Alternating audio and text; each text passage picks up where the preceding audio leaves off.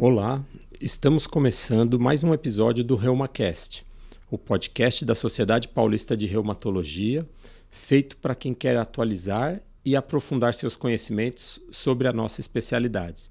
Eu sou Cristiano Campagnolo, reumatologista da Santa Casa de São Paulo, com atuação em hospitais da rede privada, Hospital Israelita Albert Einstein, Rede D'Or São Paulo. Neste episódio, vamos falar sobre 4 frentes que juntas sustentam a reumatologia contemporânea: o cuidado clínico no consultório, a atuação hospitalar, a gestão da prática médica e, por fim, o papel fundamental das sociedades médicas na valorização e no futuro da nossa especialidade. Eu tenho a honra de ter comigo aqui para essa conversa nosso amigo, professor, Dr. José Roberto Provenza, que é o titular da Faculdade de Ciências Médicas da PUCamp, ex-presidente da Sociedade Paulista de Reumatologia, da Sociedade Brasileira de Reumatologia e que trará sua visão sobre o impacto dessas instituições na trajetória do profissional. Muito bem-vindo, Dr. Provenza. Muito obrigado, Cristiano. É uma honra estar aqui com você e com todos aqueles que estão nos ouvindo e falar um pouquinho sobre a Sociedade Brasileira de Reumatologia e Sociedade Paulista de Reumatologia. Aliás, a Sociedade Paulista é uma das maiores sociedades dentro da brasileira, com uma atuação científica e societária extremamente importante, né? Então tenho muito orgulho, até porque eu já passei como presidente da Sociedade Paulista e também da Brasileira e tive o orgulho aí de ficar à frente dela. Então, muita coisa a gente aprende, muita coisa a gente deixa como legado. Então é muito bom estar aqui com você para poder fazer esse bate-bola aqui. Legal, muito bom. E apenas uma curiosidade, quando nós fomos preparar esse nosso encontro, nós descobrimos que somos formados na mesma escola médica, né? Eu fiquei muito feliz, eu tenho o Dr. Provenza como um amigo, mas também como um modelo de reumatologista. Tive a honra de atuar com ele na Sociedade Brasileira de Reumato, na Comissão de Artrite Psoriásica, né? Então eu fiquei muito feliz, isso nós descobrimos agora nessa preparação, né? Mais um motivo aí que as coincidências da vida nos aproximaram, né, Dr. Provenza? Da mesma forma eu tenho esse orgulho de estar com você aqui. Sobretudo que sei da sua extrema dedicação e competência. Você é uma pessoa extremamente dedicada à sociedade. Então isso nós ganhamos muito com você. Na minha época, que eu fui presidente também, você foi uma pessoa extremamente atuante e ainda muito atuante nos dias de hoje. Muito obrigado. Legal, muito bem. Dr. Provenza, então nós temos aqui como pauta essa abordagem da vida do médico de consultório / hospital, e depois a gente vai falar um pouquinho também então, sobre a sociedade, né, que aí o senhor domina. Eu vou fazer algumas colocações, né, a respeito da vida do consultório, mas certamente o senhor tem um consultório muito forte também e a sua opinião, a sua experiência vai agregar para que a gente possa ajudar a levar alguma informação, algum norte para o jovem reumato que está pensando em investir no seu consultório, ou para ajudar os colegas que têm o consultório e que precisam alavancar também, né? Então, acho que a gente poderia começar colocando essa questão, né, da possibilidade do manejo do paciente, né? E a gente vê que o ambiente de consultório, ele permite um certo público que é diferente do ambiente de hospital, né? O senhor também leciona e tem essa vivência, quer dizer, o paciente do consultório geralmente é um paciente que tem alguma patologia crônica, muitas vezes acometido por dores e que demanda uma certa atenção, todo o nosso conhecimento de ausculta para ouvi-lo e geralmente são pacientes que têm um caráter mais de cronicidade. Enquanto no ambiente hospitalar, nós somos chamados para os casos difíceis, desafiadores, que muitas vezes demandam uma ação mais enérgica ali naquele primeiro momento, até para ajudar, né, em situações que pode haver risco de vida. O senhor teria alguma observação para colocar para a gente relacionada a esse aspecto de consultório? Vamos começar a falar de consultório. Eu diria o seguinte, eu acho, como eu durante esses 43 anos que eu tenho essa dupla função, tanto no consultório quanto na universidade. Qual é a diferença que eu vejo entre os ambulatórios que nós fazemos lá na PUC de Campinas com o meu consultório? A ligação do médico, do reumatologista com o seu paciente, ela é muito mais forte no consultório, porque o regime de atendimento nos ambulatórios ele é um regime muito dinâmico em que cada dia e em cada período são médicos distintos, médicos diferentes. Então, nesse ponto, eu vejo que existe, e não tem como a gente modificar isso, eu não diria que seria uma falha, mas essa falta, essa quebra de continuidade do mesmo médico atendendo aquele paciente, eu acho isso não muito saudável. No consultório, a ligação que você tem com o seu paciente é muito forte, extremamente forte, né? Não estou falando em questão de responsabilidade, mas estou falando em termos de relação médico-paciente. Então, ela é muito mais estreita no consultório do que propriamente nos ambulatórios, né? Então, essa eu acho uma diferença muito importante. Com relação ao hospital, o reumatologista já foi algum tempo atrás, se internava muito mais do que hoje. Então, a nossa frequência hoje dentro do hospital tornou-se uma coisa um pouco mais restrita, realmente se restringindo a casos muito graves, como você mesmo disse, a casos de lúpus muito grave, febre de origem a esclarecer, pacientes que estão em regime de imunossupressão, que faz uma complicação pulmonar ou renal, enfim, aí nós temos que ir para o hospital. Mas a grande maioria dos nossos pacientes, eu poderia dizer que mais de 90%, o atendimento ele é ambulatorial, né? A gente quase vai muito pouco ao hospital. Então, eu acho que era mais ou menos a mesma coisa que acontece com você. Sim, sim. Eu acho que a gente pode até dizer isso, né? O paciente do regime de atendimento ambulatorial, seja ele do serviço escola ou do consultório, é o paciente que geralmente ele tem uma demanda por resolução de dor, né, ou até de algum outro sintoma relacionado à parte de pele ou à parte respiratória, que a gente tem que acolher, né? Além de ter todo o conhecimento técnico que as escolas nos treinam, a gente tem que ter empatia, acolhimento para desse paciente, escutar a fala dele, para que a gente chegue no diagnóstico e depois possa conduzir acertando ali ou tentando personalizar o tratamento dele. E se a gente consegue avaliar o paciente na sequência, esse aspecto horizontal é como se fosse o plantonista da UTI, né? Na UTI eles já montaram esse modelo. Você tem que ter um diarista e tem o plantonista também para que haja uma certa continuidade do tratamento. E acho que foi bem isso que o senhor pensou aí na sua fala, né? Assim, é muito gratificante para nós poder ter essa horizontalidade, quer dizer, acompanhar um paciente por um certo tempo, você sabe até o jeito que ele está chegando, se ele deve estar bem ou se ele não está tão bem, porque chegou mancando ou chegou com uma face que não está tão animada assim, e nós temos a oportunidade de acompanhá-los e aprender não só sobre a doença, mas do doente, né?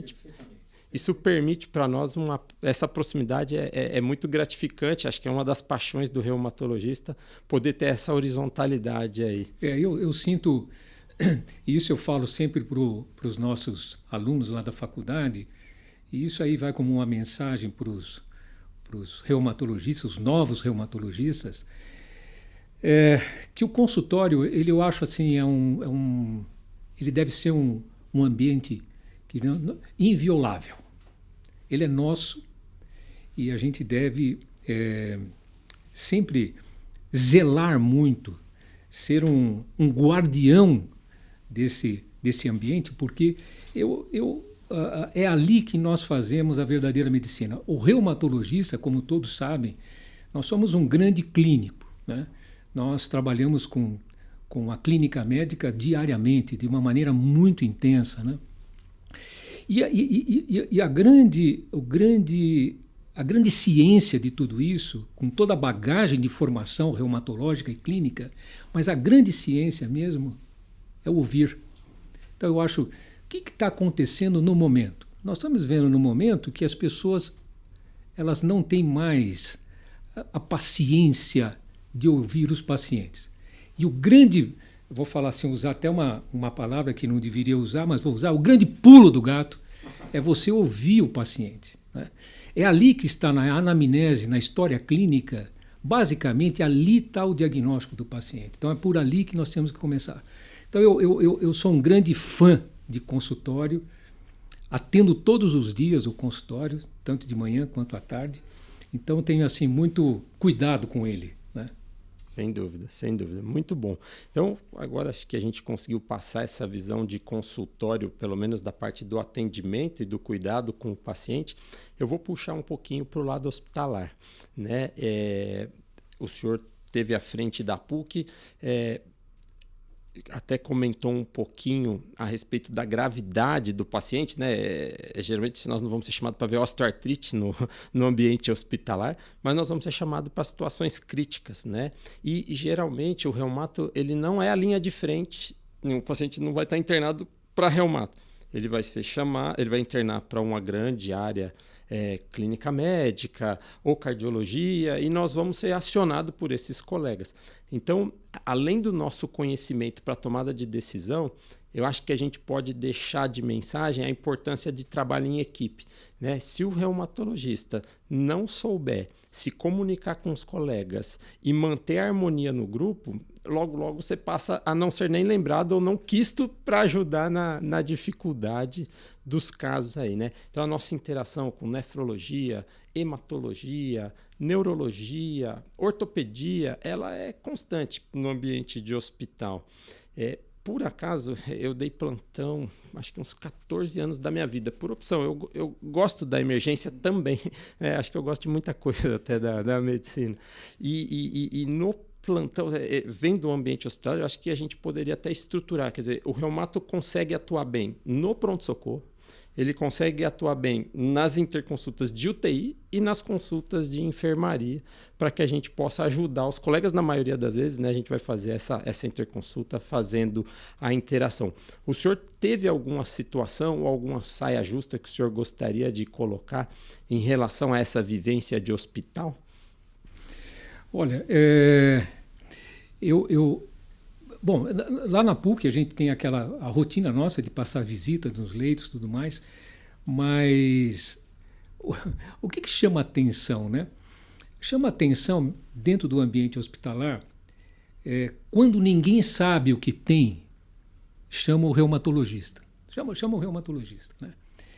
Nós somos ainda conhecidos como a especialidade, nós somos conhecidos assim, que mais estuda, sobretudo a clínica médica, né?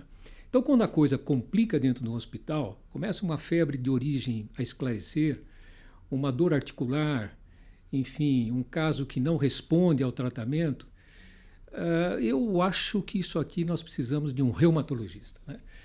Então, não precisa doer a articulação, mas se o caso complicou, chama o reumatologista, né? E é interessante também que nós, diante as demais especialidades, que certamente nós temos aí uma relação muito boa, praticamente com ortopedia, dermatologia, enfim, todas elas, vez ou outra, nós somos chamados para coordenar comissões científicas. É engraçado como o reumatologista se sobressai nessa área de organização de reuniões clínicas, de discussão de caso clínico. Então, você pode ver que tem inúmeros hospitais em que o reumatologista está coordenando comissões de ensino, né? O reumatologista tem por natureza, essa característica de gostar, além de estudar, também de disseminar conhecimento, de participar. Então, essa é uma coisa bastante interessante. Lá no hospital, eu fui chamado diversas vezes para coordenar comissões de estudo. Então, é muito gostoso e muito prazeroso. Tá certo. Muito bem. E o senhor já tem o seu consultório há bastante tempo, né? É um consultório que é bem sucedido, o senhor tem muitos clientes. O que o senhor pode colocar um pouquinho, né, da importância da gestão? Porque ter o consultório não basta a gente ter uma sala, uma mesa e ficar disponível ali para atender. Isso é uma das partes do negócio, mas conforme esse negócio vai crescendo, talvez sejam necessários alguns cuidados de gestão também, né? Hoje em dia, lá no seu consultório, o senhor é o responsável por essa gestão? Tem alguém que te ajuda? Você tem uma equipe por trás? Como é que foi crescendo o seu negócio e que você, se é que você sentiu necessidade de colocar mais gente, ou você sozinho está resolvendo tudo lá? Bom, eu comecei o consultório em 1982, foi quando eu comecei, e já de início, de bate-pronto, eu fiz o meu consultório acoplado a uma clínica de fisioterapia. Né? E assim eu fui por diversos anos fazendo as duas coisas ao mesmo tempo. Mas eu percebi que, embora a fisioterapia seja o nosso braço, um dos braços mais importantes no tratamento dos nossos pacientes, eu percebi que era hora de passar esse bastão por uma gestão separada da gestão do consultório, da gestão clínica. Foi a melhor coisa que eu fiz. A gente tem que prestar muita atenção e não querer abraçar muita coisa ao mesmo tempo, né? Então, recentemente não, mas há uns 5, 6 anos atrás, toda a minha clínica, que é uma clínica muito grande, eu acabei dividindo essa clínica com responsabilidades distintas. Impressionante como a coisa decolou, que você precisa entender que tem áreas que você não domina e você tem que ter a humildade de dizer, olha, essa parte aqui eu preciso de ajuda. E assim foi. Então hoje a minha clínica tem a clínica de fisioterapia, que é muito grande, de reabilitação, uma clínica bem grande, talvez a maior clínica ali daquela região. E hoje eu divido isso com ortopedistas, divido isso com fisioterapeutas, com terapeuta ocupacional, com psicólogo, com nutricionista. Então tem um grupo grande de pessoas que estão ligadas à clínica. Então precisa tomar muito cuidado, porque isso não só pode levar a problemas de receita, né? Precisa tomar muito cuidado, prestar muita atenção, porque às vezes você está trabalhando tanto, a receita não bate com a despesa e aquilo começa a te dar, na verdade, um grande prejuízo.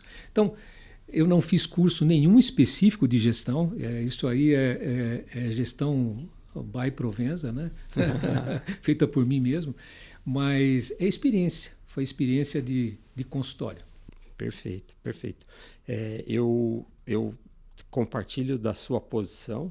Eu acho que o começo a gente pode se dar a simplicidade do atendimento e receita, mas conforme o consultório vai ganhando corpo, número de pacientes, as demandas vão aumentando, né? E hoje o reumatologista tem sofrido por demandas adicionais, além da consulta e receita, vem o relatório para um medicamento especial, vem a demanda de um medicamento especial para ser retirado no SUS, e isso tudo vai gerando uma complexidade que, depois que termina o consultório, a gente ainda fica para fazer uma série de outras obrigações. E acho que sistematizar conforme vai crescendo, ter uma equipe boa, né? Treinar a sua equipe, para ter o mesmo pensamento que você, entender como é a filosofia de trabalho do consultório, fazendo como se fosse uma empresa mesmo, acho que é um caminho, né? É um caminho importante e que certamente faz com que todos tenham a mesma sensação, a robustez ali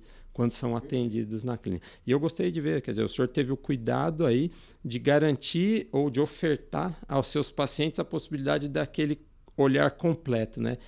Atende, faz a reabilitação, cuidado relacionado à nutrição.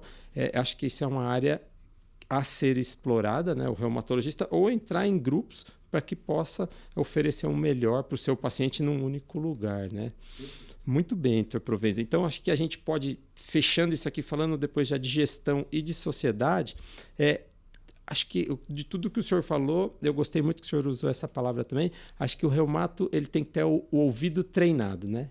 Treinado a escutar para captar a dor do paciente e tentar transformar aquilo numa solução diagnóstica e terapêutica. Perfeito.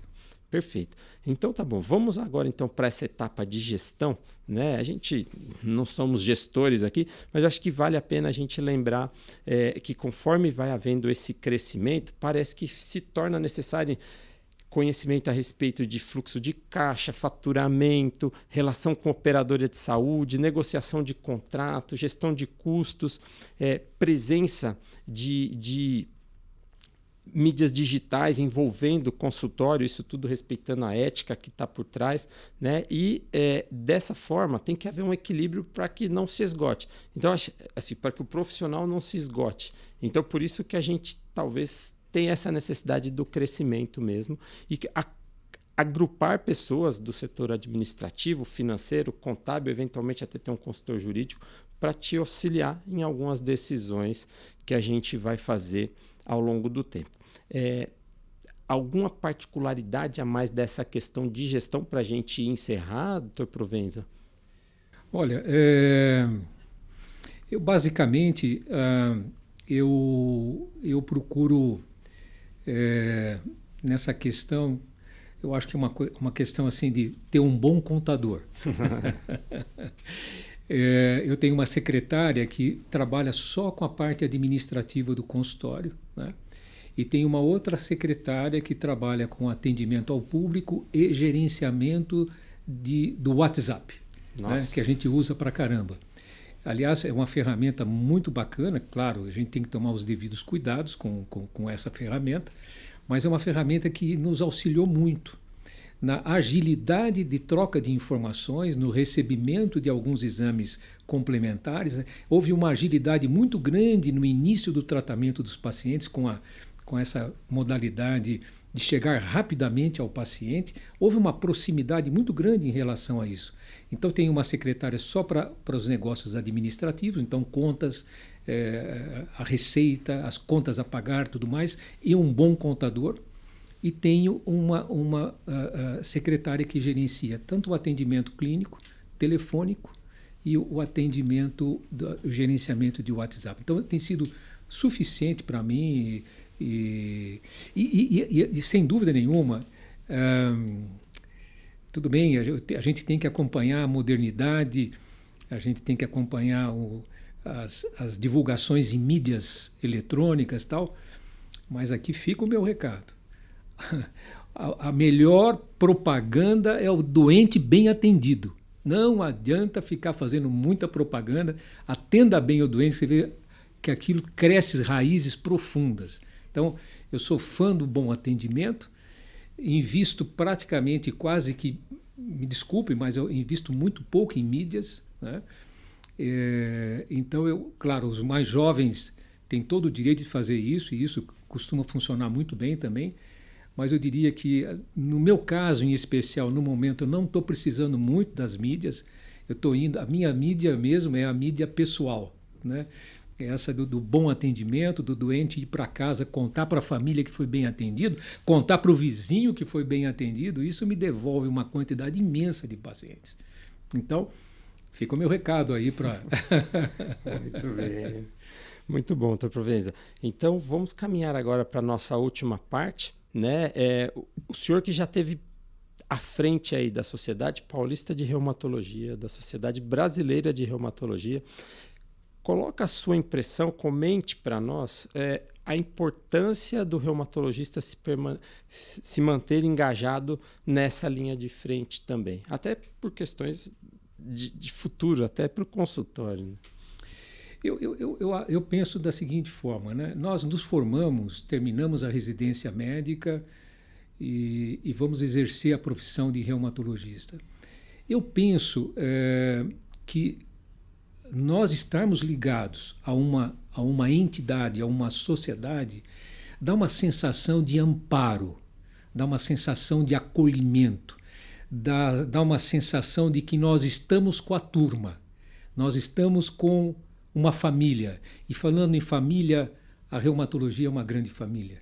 Estava discutindo agora há pouco que não existe briga na reumatologia. Eu fiquei à frente dessas duas sociedades, é impressionante a harmonia que nós temos. E então, a sociedade, para aqueles mais jovens, é um porto seguro. Eu vejo como tanto a sociedade paulista, que cresceu de uma maneira impressionante, né, juntamente com a brasileira, é um porto seguro, é uma sensação de que nós não estamos sozinhos, né? Então, como nós estamos lá no consultório, quando a gente sente que precisa de alguma coisa, a gente sabe onde consultar, porque ali está a verdade. É nas duas sociedades, com a quantidade de fake news hoje que nós assistimos e vemos e ouvimos, a sociedade é um grande filtro, né? E sinto também que a sociedade tem trazido aí para todos nós, eu diria para a comunidade de reumatologistas, grandes vantagens, né, de ser associado da Sociedade Paulista e Brasileira de Reumatologia, né? Nós temos um suporte jurídico muito bom, nós temos eu nem vou falar muito sobre isso, porque o que mais tem é atualização científica. Impressionante o que a Sociedade Paulista de Reumatologia e Brasileira oferece para o seu associado. Por isso, estar ligado à sociedade é importante, porque essa massa, quanto mais ela cresce, mais forte fica a parte científica da sociedade. Nós estamos assistindo hoje aqui no ERA, né? Temos mais de 870 pessoas aqui participando, né? E isso tudo às custas de ter um conteúdo, uma quantidade de pessoas participando da Sociedade Paulista de Reumatologia, reconhecendo a importância de nós estarmos juntos. Então, eu acho assim fundamental a presença da sociedade. Eu às vezes comparo da seguinte forma, como se fosse um teatro. Nós temos o público, nós temos o ator, que somos nós, que vamos atender a esse público, e atrás nós temos os bastidores. A sociedade é um grande bastidor, né?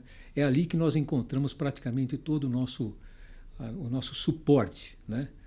E falando em suporte, é impressionante, a sociedade oferece não só isso, oferece trabalhos clínicos, trabalhos de epidemiologia, Biobada, né? Sim, os registros que nós temos da sociedade, né? Trazendo quer dizer, essa participação do associado fortalece essas pesquisas, né? Nós temos uma unidade de pesquisa na Sociedade Brasileira de Reumatologia que a gente esse fomento que nós temos de quase R$400 mil por ano para oferecer às pessoas que querem desenvolver trabalhos. Então, o associado tem direito a apresentar uma proposta de fazer um trabalho científico pela sociedade e ter esse aporte para poder fazer. Então, a sociedade ela é muito, muito importante. Muito bem, doutor Provenza. Eu acredito que a atuação clínica e esse engajamento institucional, eles não competem entre si, pelo contrário, né? Isso até agrega, nos conecta e faz com que a gente consiga exercer uma boa medicina, com ciência pautada aí. Eu agradeço demais ao senhor, é uma honra estar aqui, nós estamos chegando ao fim de mais um episódio, né? E fico muito feliz de ter estado ao seu lado, espero que os nossos associados aproveitem essa nossa conversa e acompanhem as outras que ainda vão compor todo esse trabalho que está sendo feito aí pela Sociedade Paulista de Reumatologia. Foi um prazer muito grande estar aqui com você, agradecer a Sociedade Paulista de Reumatologia, a belíssima gestão que atualmente o Lupino está fazendo com toda a sua parte administrativa, um belíssimo evento de hoje que nós estamos aqui participando também, e vamos torcer que a sociedade, só para finalizar um pouquinho a respeito de sociedade, hoje nós temos no país cerca de mais ou menos 3.150 reumatologistas, mas não estão todos ligados à sociedade.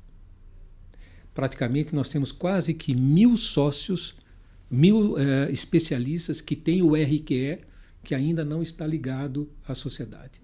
Nós iniciamos uma discussão agora na Sociedade Brasileira de Reumatologia para tentar abraçar essas pessoas que estão fora, que não prestaram o título de especialista pela Associação Médica Brasileira, pela AMB, e trazer para dentro da sociedade para nós aumentarmos essa nossa força de especialidade. Então, vale a pena ser reumatologista, vale a pena estar ligados à Sociedade Paulista e Brasileira de Reumatologia. Muito obrigado.